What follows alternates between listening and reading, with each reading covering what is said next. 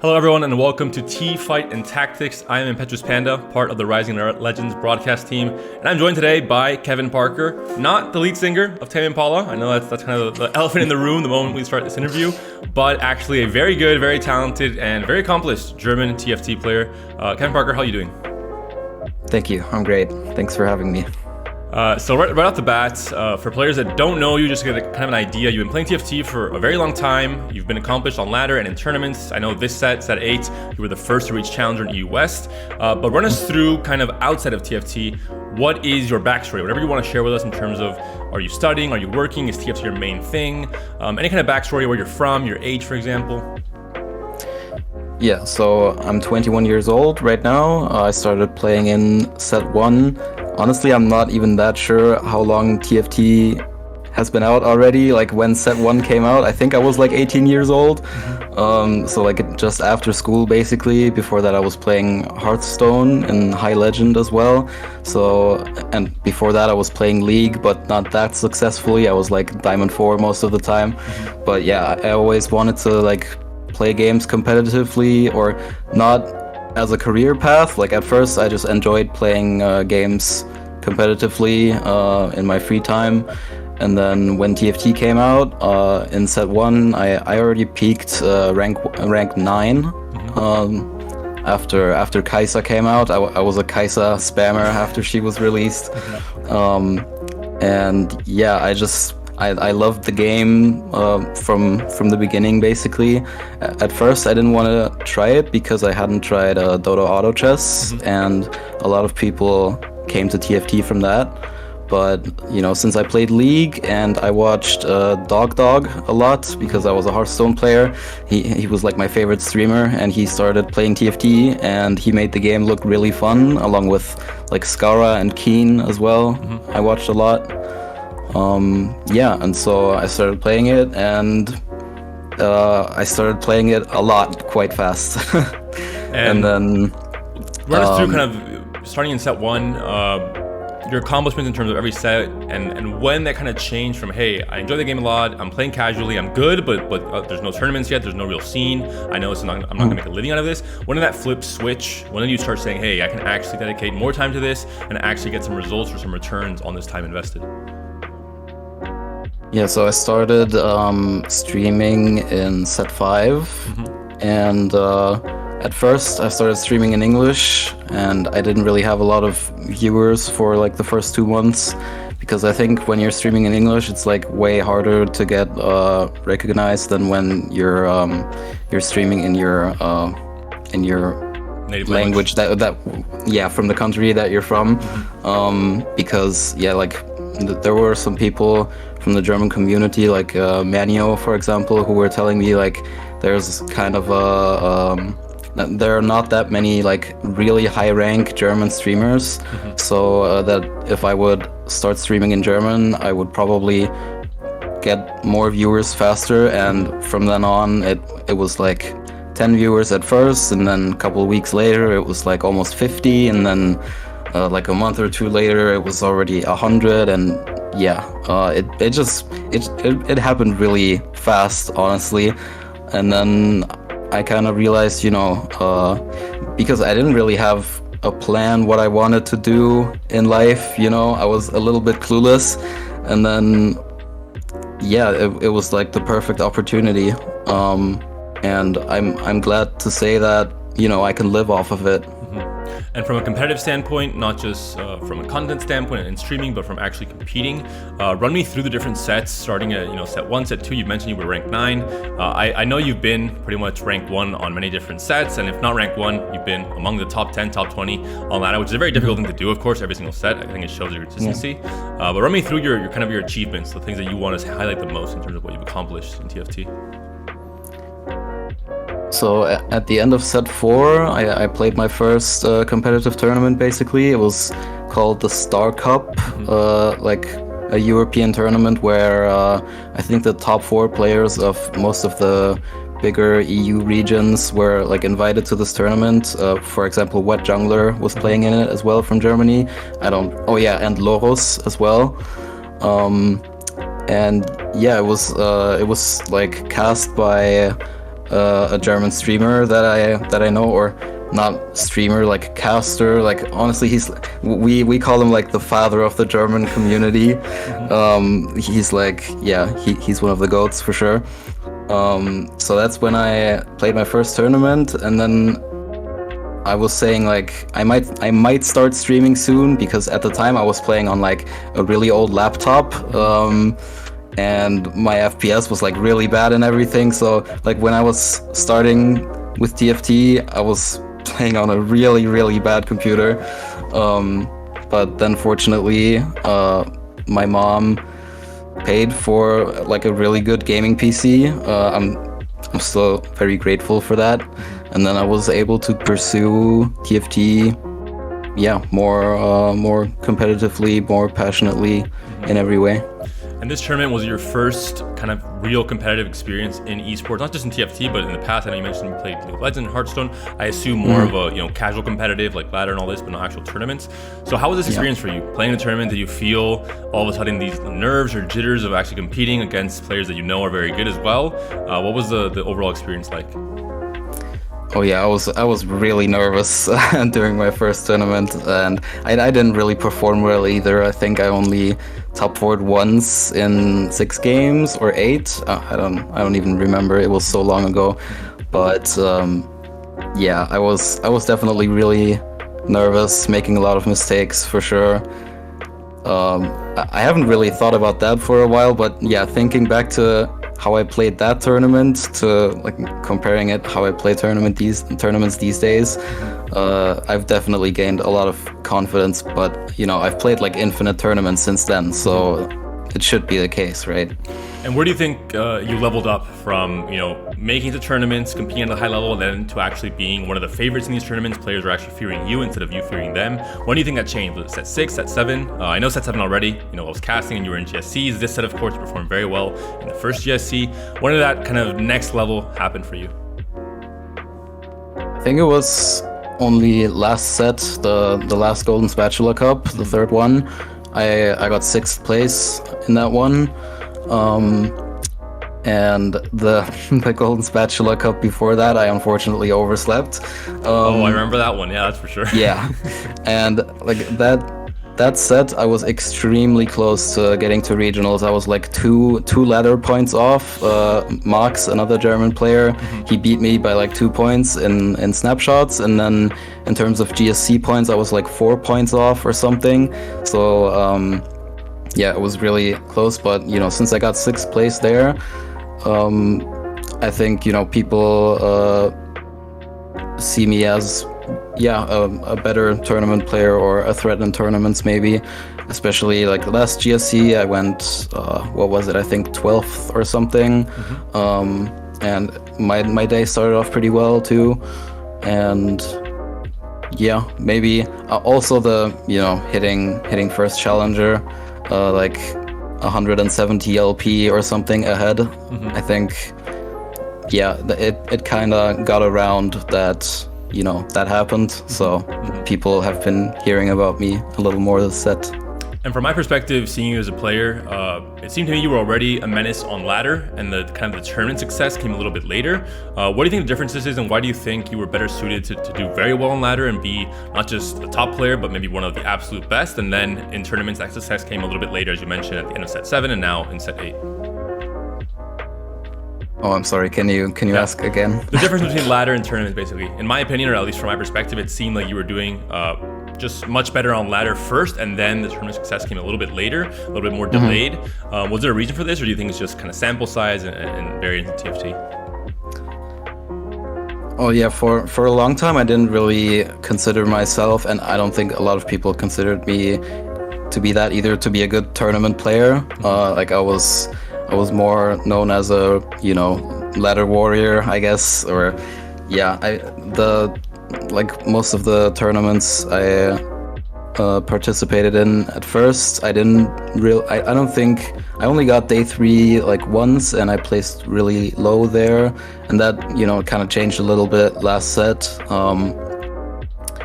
where I was always really nervous. I also played a lot of lines I didn't know that well, just to like be flexible. Like I always try to be too flexible in tournaments, whereas now I just practice basically one specific line beforehand, and then just play that line every game in tournaments, and that has been working a lot better for me. So yeah, I think a lot of top players, I mean, there's this idea that the best players in TFT are extremely creative and they can play anything, and it's almost like an ego thing where you have to be this creative, especially in terms people are watching.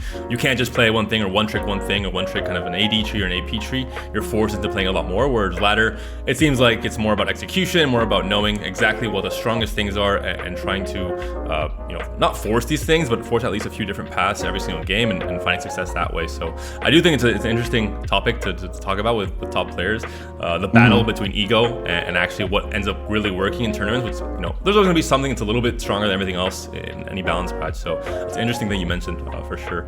I want to go back to talking about the German community though.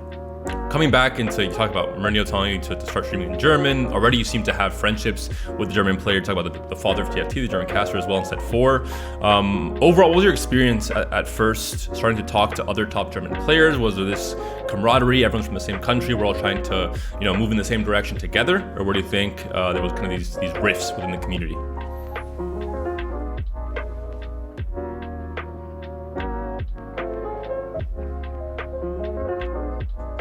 Community before like set 5, like when I started being more on German TFT Twitch, really, like before that I was only watching NA streamers mostly. Like I've been watching Soju and Kuramax for a really long time as well, since like set 2, and I never really watched a lot of the German streamers other than Two Beers every now and then.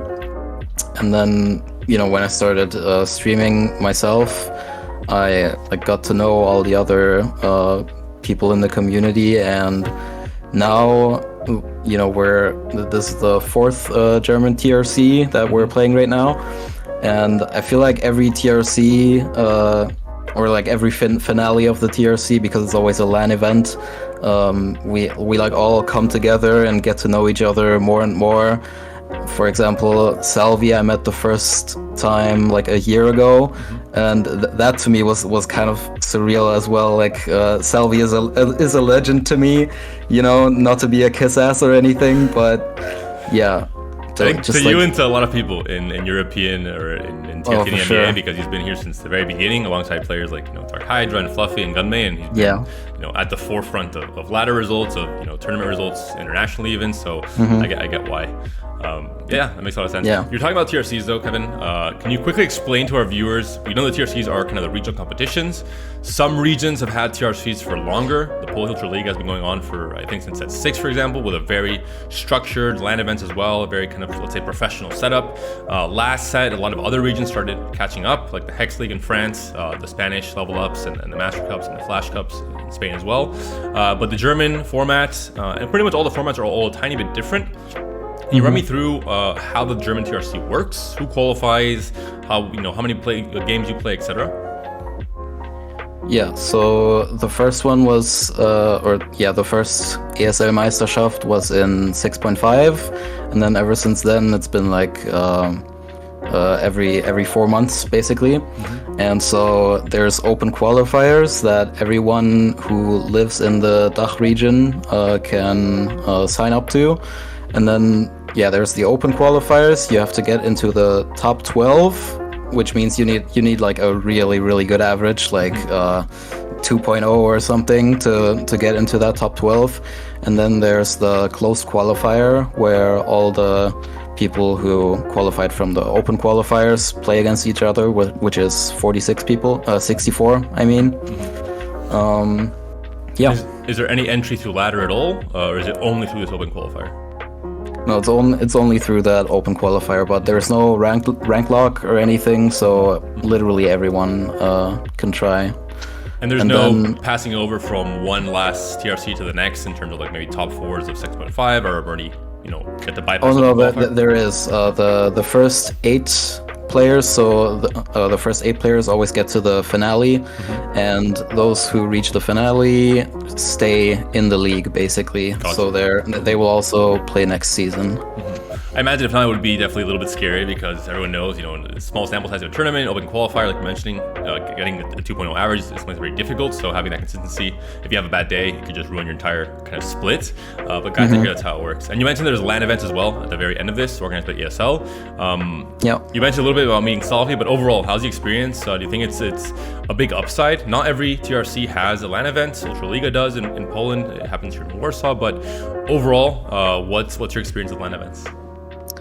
Oh, it's been fantastic, really. I love LAN events. I did a tweet as well where I said like that I really just live for these LAN events. Like also the Dream Hack at the end of last year was extremely fun, where I got to like meet some of the international players as well, like Padebol, Magaki, Swella Taiga, Balotelli, aka Wanda, and other people. And also I met Dark Hydra for the first time because that's when the finale of the ASL Meisterschaft was again. And I really look forward to every finale. I've been in the finale every single time up until now, so I only had to play the qualifier the very first time, which is obviously nice. Good for your mental health, for sure. Yeah, right now, unfortunately, I only have 18 points after my first day. Tomorrow I'm gonna play again, so I'm gonna have to like catch up some points, which is like the first time I didn't really start off that well. But after the open qualifier practice that I had, where I performed really well, I'm confident for sure. We know about, for example, I think the French community is one of the clearest examples where they've, since the very beginning, worked together quite a bit, and that, overall it seems has helped them improve their game much faster than everyone else in Europe. They always seem to be at the forefront. Although the last 2 sets, I think other regions have caught up a bit in terms of Germany and Poland and Spain. You talked about the camaraderie in terms of streaming tips and friendships and all of this, but when it comes to actual competition, do you guys also band together and prepare for tournaments like GSC number 2, prepare for things like regionals, for example? How is that side of the German community? Yeah, so we, I'm not one of the people that hang on Discord all day and like study the game, which is fine. Obviously, there's nothing wrong with that, but I'm just more focused when I play the game myself without talking to other people. But every now and then I am on Discords for sure, especially before tournaments as well, to like exchange knowledge about the meta and like just everything really, backseating each other, practicing specific lines that are maybe not very common, or for sure we've been helping each other out a lot, especially on Memo's Discord, which I've been like shouting out more and more as well, because that's where all my friends are really. And that's great to hear. Coming into set 8, obviously you came in, you were the first challenger in the US, so I think results wise, we know it went well at the very beginning. GSC won as well. I think you said you were 13th is a bad thing, but I still think 13th in EMEA is still a very, very big accomplishment. But coming into the set, your first impressions with initial PBE, with the set theme, with the different units, the traits, etc. Hero augments especially being the set mechanic, were you happy to see all these different things come together for this set? What were your initial impressions? To be completely honest, this is my least favorite set so far, even though I've been performing really well, which is obviously nice. I don't really like the hero augment concept that much. I think that sometimes it just forces you into certain directions, or you have to play around a possible hero augment next round, and then you have to make your board weaker and stuff like that, especially when you're on a win streak. But if you don't do it, you get punished really hard.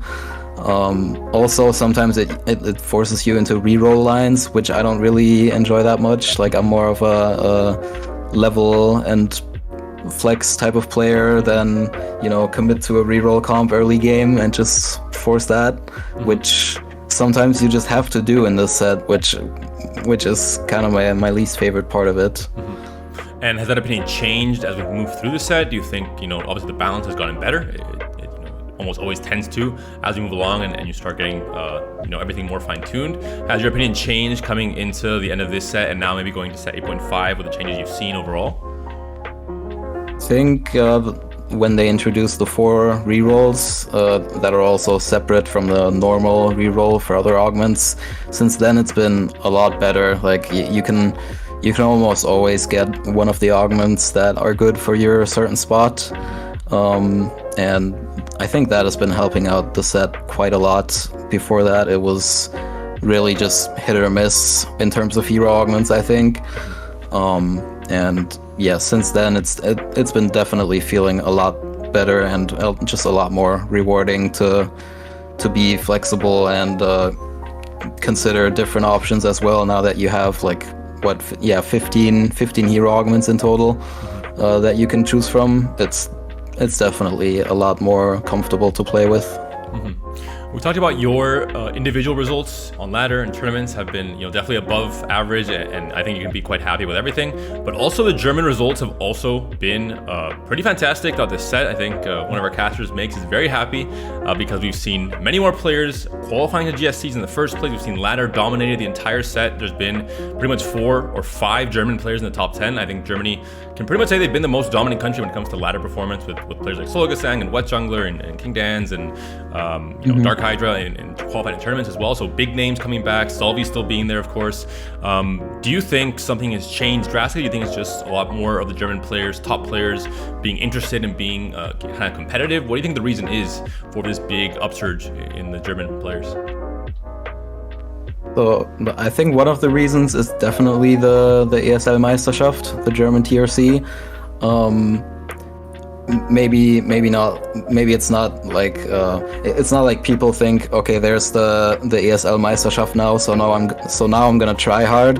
It's more like people just being more competitive in general. There's more tournaments as well. There's like the Austrian League, the A1 it's called,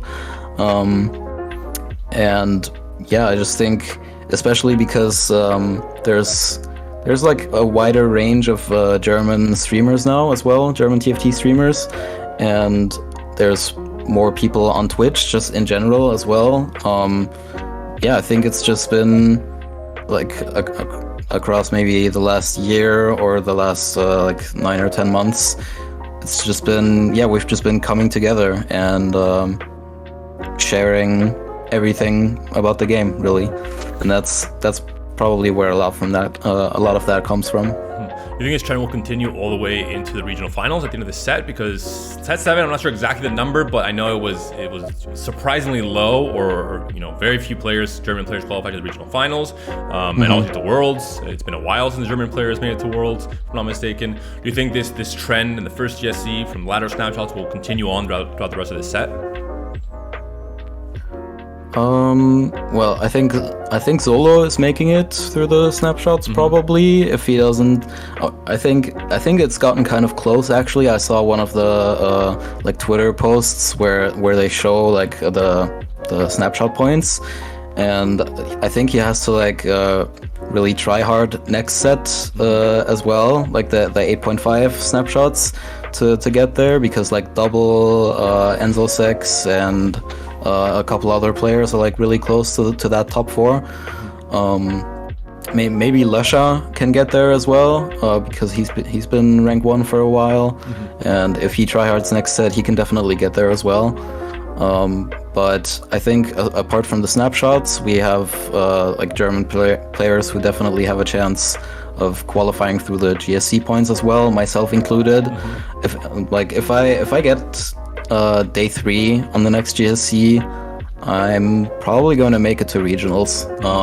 And Ilya especially as well has a lot of points. He might already qualify from only these points, but if he gets more, he's guaranteed as well. And then Wega, maybe, Wega is a really good tournament player as well. So yeah, I really hope we're going to have more people or more German players qualifying for the regionals as well. Talking about tournaments, this interview is airing during GSC2 at the time that we're actually having a tournament. It will be on YouTube a little bit after. So going into this tournament, how has your prep been? I'm not sure if this will be day 1 or day 3, so hopefully your answer here is reflected in your results. But how are you prepping for the tournament? How confident do you feel? What's your goal? Is it just making day 3, accumulating more GSC points, trying to win the tournament? Where's your confidence level at right now?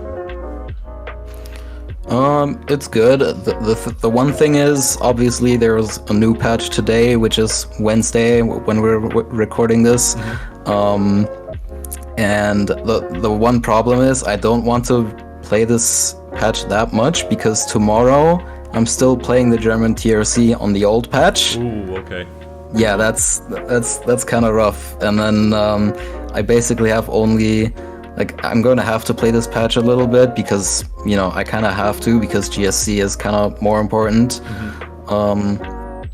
But honestly, I think not a lot for me has changed. Like my play style hasn't been affected that much by these patch notes.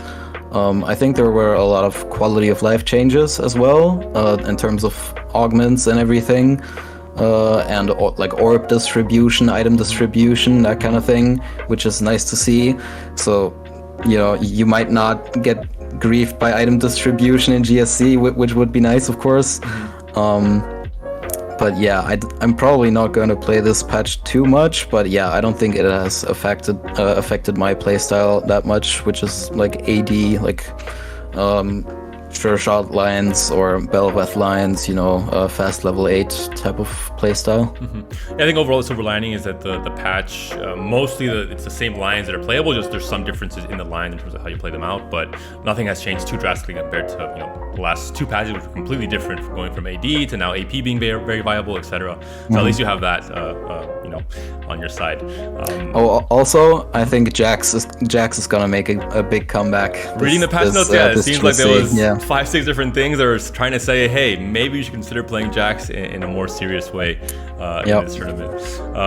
Last few things I want to mention. First of all, we have to talk about the elephant in the room, which is EMEA at Worlds has not been so hot the last 2 sets.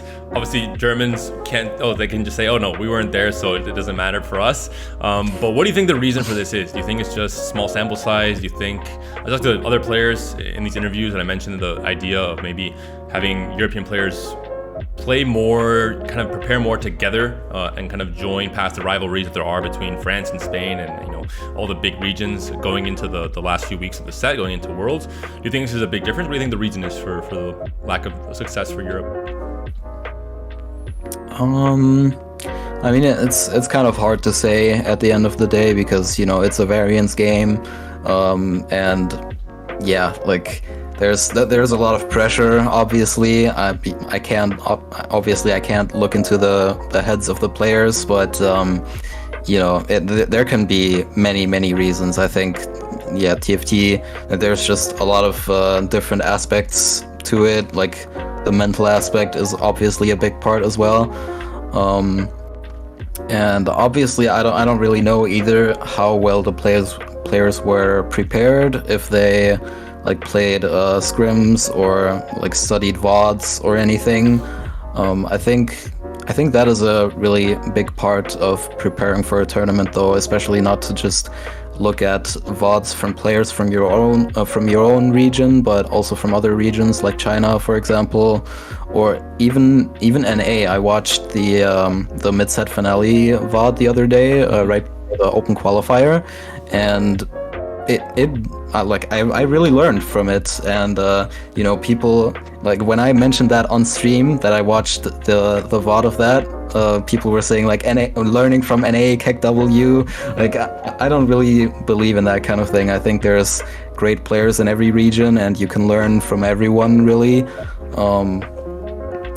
Especially this last patch where I think NA played very differently to EU.